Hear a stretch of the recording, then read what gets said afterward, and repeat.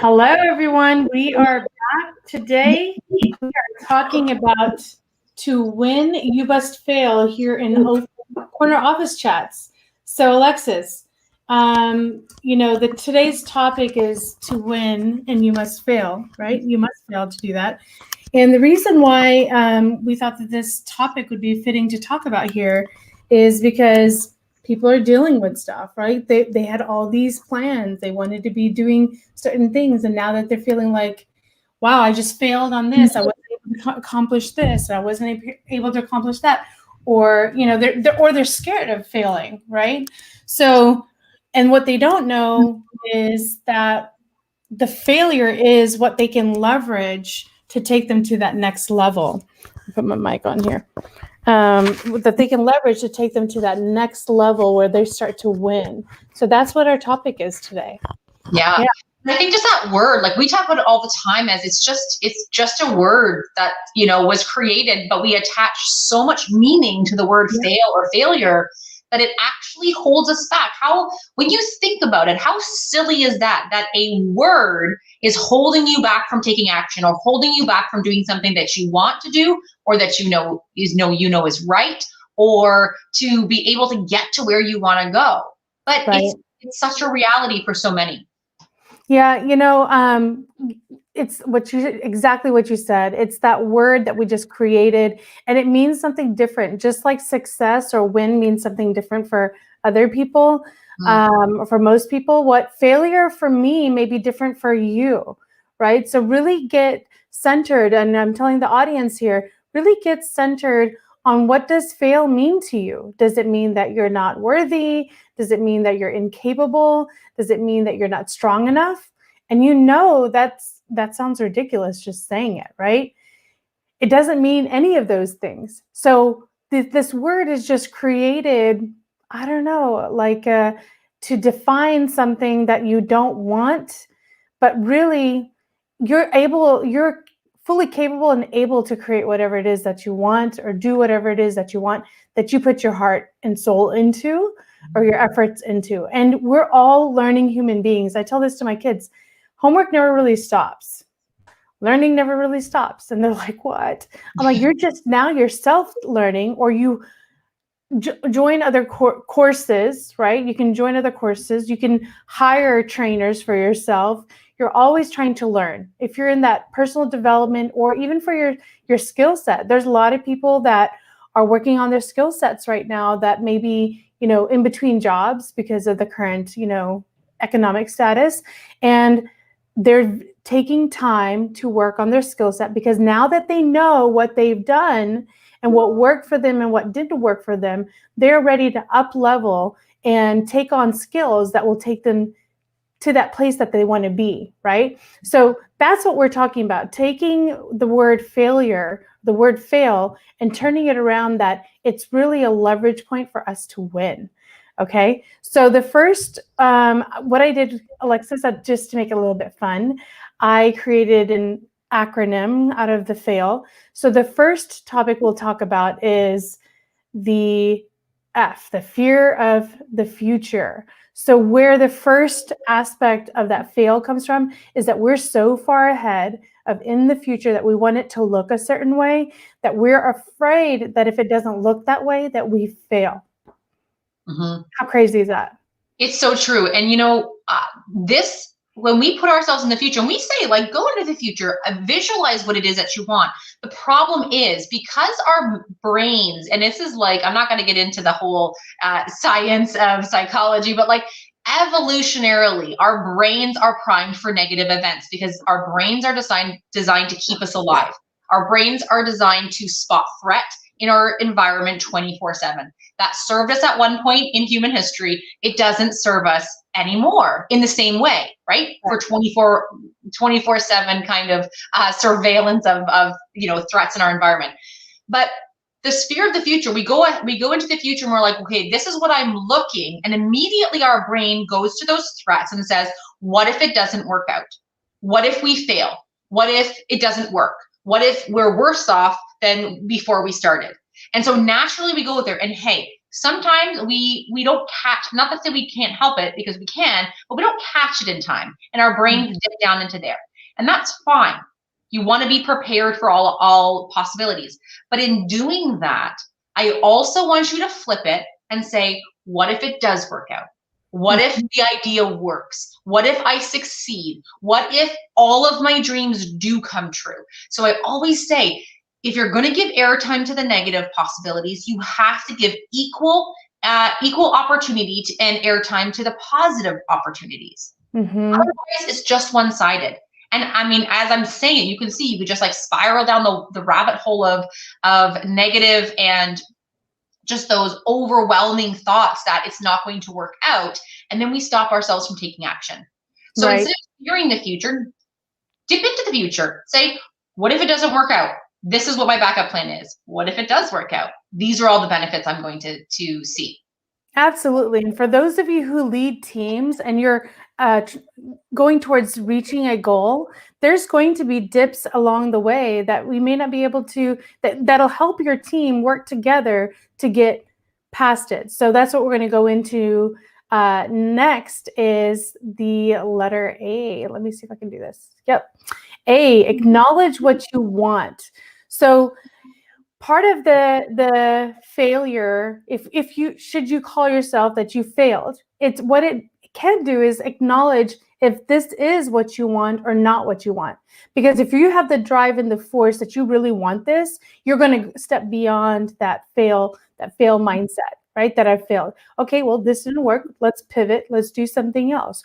Or what did we do wrong here so that we can go further? Or you just say, you know what, this isn't for me. I'm not going to do this. I'm going to try something else, So it gives you that opportunity. So what? So what if you fail? Acknowledge if it is that's what you really want. You get to learn right there. Maybe you don't have the skill set to do what it is. Maybe that's what you need to work on. That's what people are doing now. They're up-leveling their skill set. So whatever it is that they want, they're ready for it. So think about it that way, that you can actually leverage this, the success and the failure part of, whatever it is that you're up to, that you are basically able to, whatever you're committed to, you're able to create it. And there will be bumps along the road. Nothing comes easy in life. If they were, we would all be creating Teslas in the world. We'd all be doing, all these things. It takes persistence. It takes acknowledging what does work, what doesn't work. If you're a team leader, it's acknowledging what you are capable of doing and what you're not capable of doing, knowing your strengths and weaknesses and what you can do to make it better. I'm always looking at our team. What can we do to make things better? What is not working right now? What is it that you do like doing? What is it that you don't like doing? What do you want to get trained on? It's just acknowledging that what's there, what's not. If you are committed to up-leveling your performance or reaching your goals, then you will be able to embrace that failure that happens, because that takes you to the next level. Yeah, and this really reminds me of a conversation I was having recently just about, and it goes along the lines of acknowledging what you want, because sometimes we stay in things, whether they're jobs, whether they're relationships, whether they're routines, simply because it's what we've always done. Or maybe because you attach failure. If you give up, if you end that relationship, if you quit that job, it means that you failed in some way, that you couldn't hack it or you couldn't make it work. But hey, what if that was just a terrible relationship or just not the right job for you? Acknowledging what you actually want is that kind of stepping stone for reframing the word failure. Mm-hmm. Is it a failure if you, let's say, like, you ask somebody out that you are not interested in and they say no? No. Like, you didn't fail because you didn't actually want it. It's like we play these games with ourselves, and that time and energy and effort invested is often one of those things that keep us in the wrong thing for far too long. So instead of being like, ooh, if I step away now, I'll be looked at as I failed in this role. I just had this conversation on our coaching call, and I stepped away from a corporate position, and I started as a college instructor, as a college prof, and I worked my way up into the management, and then I stepped away from that and I went back to teaching. It wasn't because I failed at that level. I actually did really well at that level and I enjoyed it until my life changed, until things shifted. I wanted that position at one time, but I no longer wanted it when I decided to step away. Yeah. People said, "Are you sure you're leaving such a good job and the benefits and the yeah, those were all true things, but they were no longer what I wanted. And I did have to deal with that. Like, okay, is it stepping back? No, it's stepping into what I actually want. Stepping away from teaching, made me realize how much I actually loved being in the classroom and that I missed it. And at that point in my life, that was a better option. That was going to make me happier, was going to make me a better mom, was going to make me a better wife, a better friend, a better daughter, because I was going to be happier doing what I wanted to do. So really acknowledging what you want and reframing that word fail in, whatever situation you're applying it to. Yeah, no, really good. So the next letter we'll go to is the I. And whatever it is, I is to improve yourself. So that's what we've been talking about, right? And it's really perfect because improving yourself is what we're all striving to do. Whether you're a parent, whether you're a leader, whether you have a business, whatever it is, if you're an entrepreneur and you're not committed to improving yourself, then you shouldn't be in entrepreneurship, right? Really rethink why you're doing it, because that's part of nothing comes easy, guys. Nothing will come easy. It'll be easy when you are expecting the fails to happen. Then it's like, okay, well, this didn't happen. So we work with a business coach and they say that you need to go through a cycle of 3 before you can actually perfect it. And it's so true. We're like, we have to get through 3 before we can really make this work. But in each step, we've improved it every time. So really understanding that, oh, okay, makes sense. We need to do it at least 3 times before we can really start seeing the effects of what we're working towards. So think about that in anything that you're doing, that, even with raising children, raising children, how many times do we say things are like, yeah, I could have done that better. I could have handled that a little bit better, So they are really a testament, like how we are interacting with them. We, at the end of the day, sometimes like, yeah, I could have probably handled that better. Okay, well, next time you can improve yourself to do that better. The important thing is you're acknowledging it and you're taking action to improve yourself. Maybe it's having a supportive community of other moms who are dealing with the same thing, or it's hiring somebody to train you or coach you around it, or talking to your parents like, how did you deal with me when I was going through this? Like, what would you tell me now that I'm going through this? So whatever it is, seek for help, seek for support, because you'll be amazed what you'll find. Yeah. And again, it's that reframe of failure and looking at something that didn't work. How can you take the lesson in that and improve yourself and move forward? Right? As opposed to just being like, this is something that didn't work out. This is something that I failed at. Okay, well, what's the lesson here? Right? We often use, I know I'm guilty of using the term mom fail, right? When you do something, you're like, oh no, that was a mom fail or a parenting fail. But if it's one thing to say it, right, and then attribute that to yourself, like I attribute that failure to yourself. I use that term and I'm guilty of it, even though I hate it, because it attributes it to your identity. Whereas, we can fail at tasks, we can fail at things, but that doesn't mean we fail as people, as humans, as moms, as leaders. It doesn't mean we're failures as our identity. We may have failed at that task, but if we take the lesson that we learned and we apply it forward and we improve ourselves and grow and develop, that's a win in my book, right? So instantly that failure turned into a lesson, which turned into a win. Sorry, I was on mute. That brings us to, leveraging your community and leveraging the people that you know around you, leveraging a mentorship, a coach, really leveraging someone that can help you get through those times of failure faster. You're getting that a objective view. Sorry, my computer is just going all over the place. Getting that view of somebody telling you what your blind spots are. Like, what did I not see coming? Like, I didn't see that one coming. And now you know. So we're constantly improving what we're up to, what Alexis and I are building with Goal Set Coach. We're constantly improving things. Let's try this. This didn't work for what model we're building. So let's do this. That's how leaning on someone, creating a team to improve, leveraging that community that has the skill sets that you need to bring yourself up. That's what leadership is. And that's what failure will help you get fine-tuned and get better at. So I'll say it again, you must fail in order to win so that you can level your performance up. If everything came so easy, think about it. If every time you would be winning, then, what is there for us to learn? Then why aren't we all millionaires or running CEOs of companies, or why aren't we all inventing things, whatever it is, right? Like think about Thomas Edison coming up with the electricity. Like how many times did he have to fail in order to get that? Right? I mean, he probably electrocuted himself several times. I don't know. But, think about that. I work with a group of engineers. There's so many times that we've failed on delivering things on time. We always do a failure analysis and look at, okay, well, what worked, what didn't work? What did we miss? We didn't, account for this, or there was an unforeseen we couldn't have done anything about anyway. Well, now we know. Now when we build new projects, we go back to see if there was anything similar done within the company that we can learn from, that they may have done better or said that they were learnings from, and we use those so that we can do better, level up our performance. So leveraging your community is really important.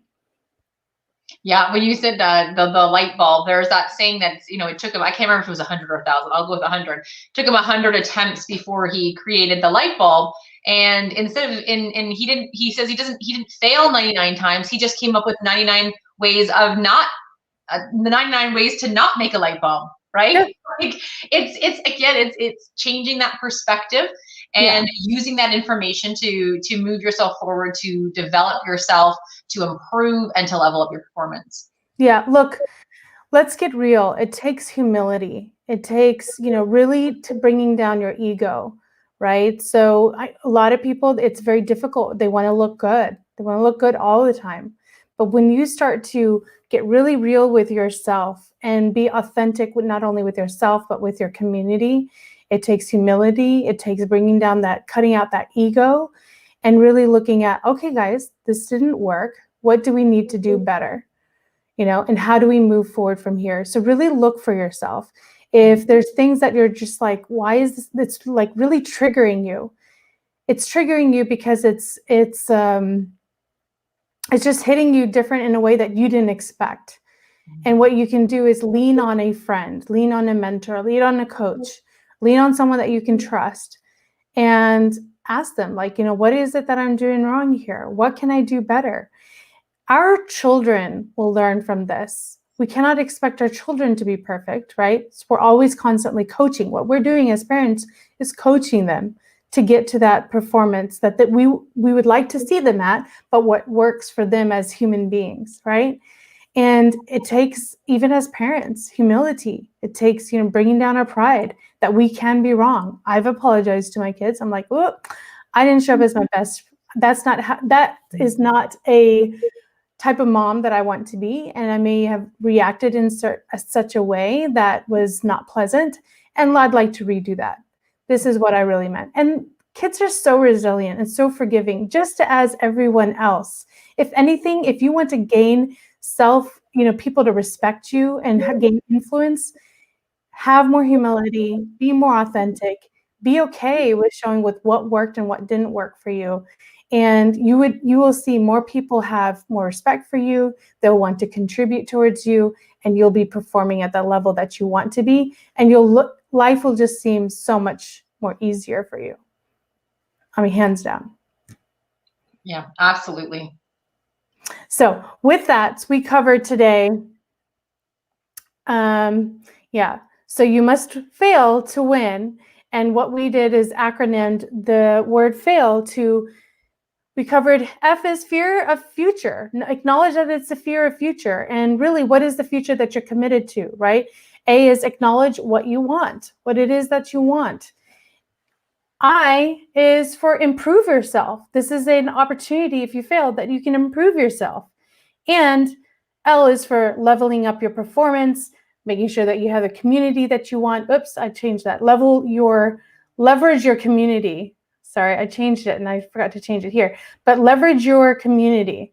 So really important to take on. Let me just fix this really quick for you guys. See, I messed up. I failed. I didn't have it perfect because I decided to change what I wanted L to stand for. And so I'm saying right now, look, I'm live and I changed it up. And so it wasn't showing. So I was it was out of integrity. No big deal. Next time I know that I'll have it completely ready and not change it in the middle of a show. So, but that's what it is here today. You know, that's perfect that it showed up because now I know that next time I'll make sure it's all ready and I won't change it in the middle of the show. We just stick with the plan. Okay. So thank you, Alexis. This was perfect. You know how perfect it was that things like this just happen and they're just perfectly planned so that people can see what happens. And it's really taking humility. I could have sat here, got faced, my red, you know, my ears getting hot, all that stuff. That could have happened. And that used to be the old me. I always wanted to look perfect. Mm-hmm. And now I'm just like, whoops, I put the wrong slide up, or whoops, I did that. Let me fix that really quick. That's it. That's it. All right, guys. So take that into your life. Look at winning and failing as a whole nother way and really think about what does winning and failing mean to you and what stories you make up about it and how can you change your mindset. And if you're, you know, stuck somewhere in that, give us a call. You can book a 15-minute call with us, connect, let us know what you're dealing with. I just put the link. It's the bit.ly GSC Meet. You can talk to Alexis and I. We can help you through it. We can give you a very objective view. We can talk about how we can help you, where it is that you're stuck, and then we can go from there. We've talked to many of you already. It's always great to help you all have that breakthrough in what you're up to. And for all of you that are new to listening, I'm Maureen Siddiqui. With me is Alexis Lanahan. We're high performance coaches, and we strive to make the world a better place by helping women leaders really level up their game so that when they go from overcommitted to the brink of burnout, right? They're successful at the brink of burnout. And we help you find where you can have more work-life balance and have more connection in your teams and with your family and really building your leadership with influence. Thanks, Alexis. We'll see you all next week. Bye, everyone. Bye, guys.